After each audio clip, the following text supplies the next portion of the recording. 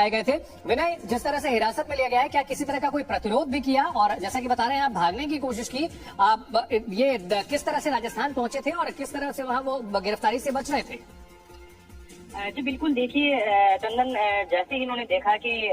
सशस्त्र बल जो कमांडो है पुलिस के वो नाकाबंदी में खड़े हुए हैं, उनको देख के नाकाबंदी से 100 मीटर पहले ही गाड़ी को रोककर और ये भागने लगे। इस पर पुलिस टीम को इन पे शक हुआ, इनको पीछा किया गया और इनको पुलिस ने जैसे ही हिरासत में लिया,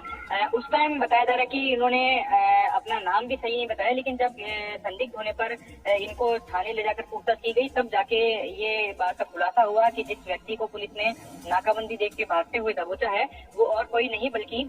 एलविश यादव है, जो कि यूट्यूबर है, बिग बॉस के जो विनर भी रह चुके हैं और जो जिनके खिलाफ हाल ही में नोएडा के अंदर सांपों की तस्करी को लेकर और रेव पार्टी के अंदर जो स्नेक वेनम होता है उसको सप्लाई करने के आरोप लगते हुए एफआईआर हुई है। तो उसके बाद इसकी सूचना आला अधिकारियों को दी गई, पुलिस मुख्यालय को भी इसकी सूचना दी गई और साथ ही नोएडा पुलिस के जितने भी अधिकारी हैं उनसे संपर्क किया गया, उनको सूचना दी गई। तुरंत सूचना जैसे ही मिली है तो नोएडा की जो नोएडा पुलिस की जो टीम है वो राजस्थान के लिए रवाना हुई है, जो कि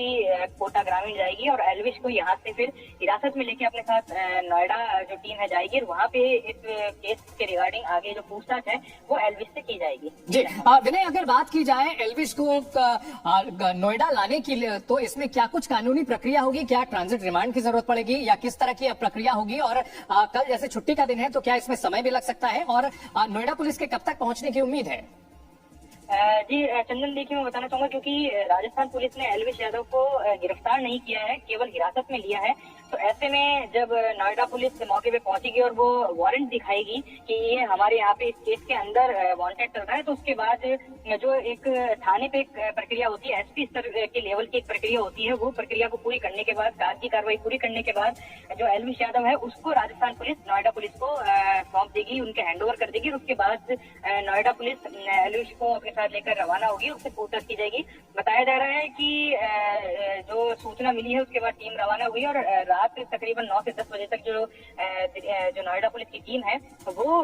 कोटा ग्रामीण इलाके में पहुंच जाएगी और फिर एलविश यादव को रात को ही अपने साथ लेकर नोएडा के लिए रवाना होगी। जी बिल्कुल, तो रात को ये लेकर के एलविश यादव को जो नोएडा की पुलिस है वो कोटा से लौट सकती है, ऐसी जानकारी मिल रही है। और इस वक्त की बड़ी खबर आपको बता दें कि बिग बॉस के विनर एलविश यादव को राजस्थान के कोटा में पुलिस ने हिरासत में ले लिया है। एलविश यादव, जिन पर जहर सप्लाई करने का और जिंदा सांपों की सप्लाई करने का आरोप लगा था, पार्टियों में, रेव पार्टियों में ये सप्लाई करने का आरोप लगा था और इसके बाद से वे फरार चल रहे थे। हालांकि वीडियो एक के बाद एक सामने आ रहे थे और जिसमें उन्होंने अपनी बेगुनाही का दावा किया था और साथ ही साथ और इस मामले को लेकर के सियासत भी खूब हो रही थी, क्योंकि एलविश यादव को लेकर बीजेपी के कई बड़े नेताओं के साथ और एनडीए के बड़े नेताओं के साथ वीडियो सामने आए थे, मुलाकात की तस्वीरें भी सामने आई थी और इस मामले को लेकर के कांग्रेस ने निशाना भी साधा था। विपक्षी पार्टियां लगातार निशाना साध रही थी एलविश यादव को। बड़ी दिलचस्प बात है विनय की जो मुकदमा दर्ज हुआ वो बीजेपी शासित राज्य में और गिरफ्तारी जो हुई है वो कांग्रेस शासित राज्य में हुई है। जी वाकई चंदन, क्योंकि जो मामला है वो नोएडा में दर्ज हुआ है, वहाँ पे बीजेपी की सरकार है और एलविश को राजस्थान के अंदर दबोचा गया जहाँ कांग्रेस की सरकार है। लेकिन सबसे बड़ी बात यह है कि एफएसटी की जो नाकाबंदी थी उसके अंदर अर्धसैनिक बल की जो टुकड़ी है वो शामिल थी। बताया जा रहा है जो आईटीबीपी के जवान होते हैं, बीएसएफ की जो टुकड़ियां मिली हुई है चुनाव को शांतिपूर्वक संपन्न कराने के लिए, वो मौजूद थे। उन्होंने भाग करके एलविश को दबोचा। हालांकि इसको गिरफ्तार नहीं किया गया, केवल हिरासत में लिया गया, क्योंकि यहाँ इसके खिलाफ कोई केस नहीं है और जो कार की जो चेकिंग की गई थी उसमें फिलहाल किसी भी तरह की कोई संदिग्ध वस्तु भी नहीं मिली जिसके आधार पर इसको गिरफ्तार किया जाए। लेकिन बड़ी बात यह है कि इसको दबोच लिया गया। इसको लगातार ये पुलिस जो है नोएडा पुलिस इसको ढूंढ रही थी, जगह जगह छापेमारी की जा रही थी और शायद उन्होंने भी ये नहीं सोचा होगा कि ये नोएडा से भाग करके राजस्थान में आ सकता है और राजस्थान में भी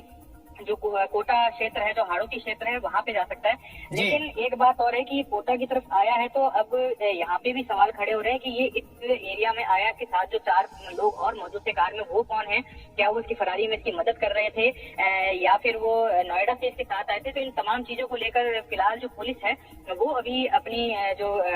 प्रारंभिक इन्वेस्टिगेशन होती है, जो प्रारंभिक पूछताछ होती है वो कर रही है और नोएडा पुलिस को हैंडओवर किया जाएगा। जो भी पूछताछ नोट बनेगा वो नोट भी नोएडा पुलिस के हैंडओवर किया जाएगा ताकि आगे की जो जांच नोएडा पुलिस करे उसमें उनको थोड़ी सी आसानी रहे। जी विनय, जिस तरह से अपने ऊपर आरोप लगने के बाद एल्विश यादव ने सोशल मीडिया पर आकर सफाई दी थी और खुद को बेगुनाह बताया था। वो वीडियो भी अपने दर्शकों को हम दिखाते हैं, किस तरह से आरोप लगने के बाद एल्विश यादव ने पूरे मामले को खारिज किया था और साजिश बताया था। जी गाइस, मैं हूं आपका अपना एल्विश यादव और मैं सुबह उठा, मैंने देखा कि कैसे कैसे न्यूज फैल रही है मेरे खिलाफ। ऑल ओवर मीडिया में ये चीज हो रखी है, एल्विश यादव अरेस्ट हो गए, एल्विश यादव नशीले पदार्थ के साथ ऐसे ऐसे पकड़े गए। ये सारी चीजें जो मेरे खिलाफ फैल रही हैं, जितने भी आरोप मेरे ऊपर लगे हैं भाई, सारे बेबुनियाद हैं,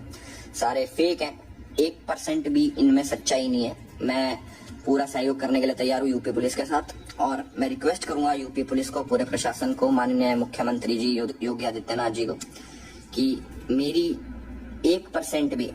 0.1% भी अगर इस चीज में इन्वॉल्वमेंट मिल जाती है, मैं सारी जिम्मेदारी लेने को तैयार हूँ। और मीडिया से रिक्वेस्ट है, कृपा करके जब तक आपके पास ठोस सबूत ना हो जाए एल्विश यादव अरेस्टेड, जो सारी चीजें आप लिख रहे हो। तो ये वो वीडियो था जो एल्विश यादव ने खुद पर आरोप लगने के बाद एफआईआर दर्ज होने के बाद सोशल मीडिया पर आकर जारी किया था और दावा किया था कि उनके खिलाफ जो आरोप लगाए गए हैं उसमें 1% भी सच्चाई नहीं है। लेकिन इसके बाद वो भूमिगत हो गए, फरार हो गए और